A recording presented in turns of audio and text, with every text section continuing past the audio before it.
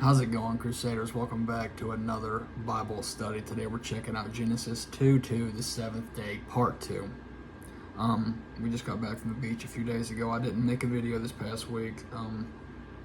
I did do a couple Bible studies with my daughter. I just wanted some time with the family. It's been a very stressful past couple of months, so I really just wanted to give them the time. Like I said, me and my daughter did do couple Bible studies and stuff like that, so God was definitely a part of our day. But as far as making videos and stuff like that, I really just wanted to give my family the time this past week. So we are back, Genesis 2:2, the seventh day, part 2. This will be a little bit of a shorter video. We only got one lesson today. It's a pretty good lesson, but other than that, that's all we've got. So starting off with the RSV. And on the seventh day, God finished his work which he had done, and he rested on the seventh day from all his work which he had done. The NAB. On the seventh day, God completed the work he had been doing. He rested on the seventh day from all the work he had undertaken. The DRV. And on the seventh day, God ended his work which he had made, and he rested on the seventh day from all his work which he had done. The NRSV. And on the seventh day, God finished the work that he had done, and he rested on the seventh day from all the work he had done.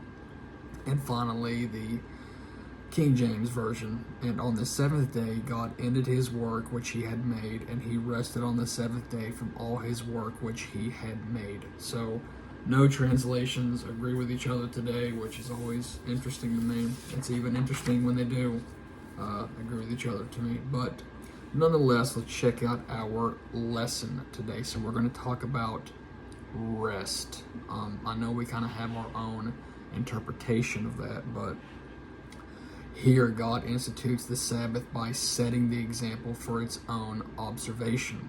For man, the image of God means to bear the responsibility of intimidating God in the weekly rhythm of labored rest, which you can read all about that in Exodus 20, verses 8 through 11. Hence, the point is not that God had grown tired after creating the world, but that we have a need of rest when we labor. So as I said, our interpretation of rest doesn't really mean what he's meaning in this scripture right here.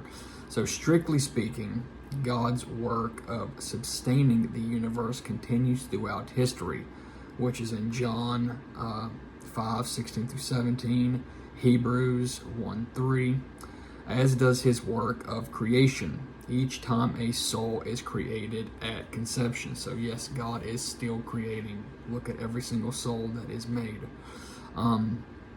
The Sabbath, which is set apart for the worship of God and the contemplation of his work, is the sign of his covenant with creation. That is Exodus 31, verses 12 through 17. Now, the New Testament interprets the weekly Sabbath rest as a sign of the eternal rest that awaits for us in heaven, and that is Hebrews 4, verses 1 through 10. So that's all I've got for the lessons today, but that is something to really think about, The Bible verse of the week, we're going to look at John 14, verse 27. Let not your hearts be troubled. Believe in God, believe also in me.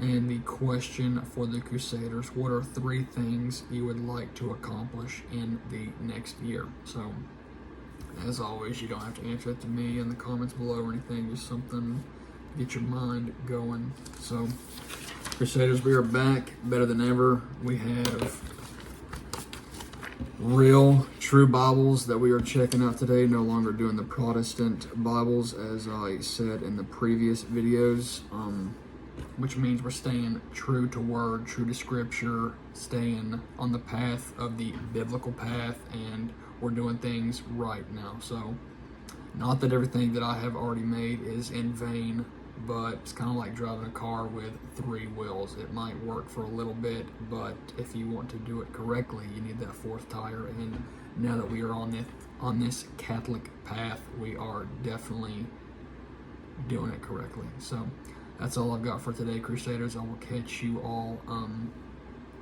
Friday for the sermon. Also, in terms of that, I don't remember how many I have exactly right now, but I am done with the Jesus series. I'll check real quick.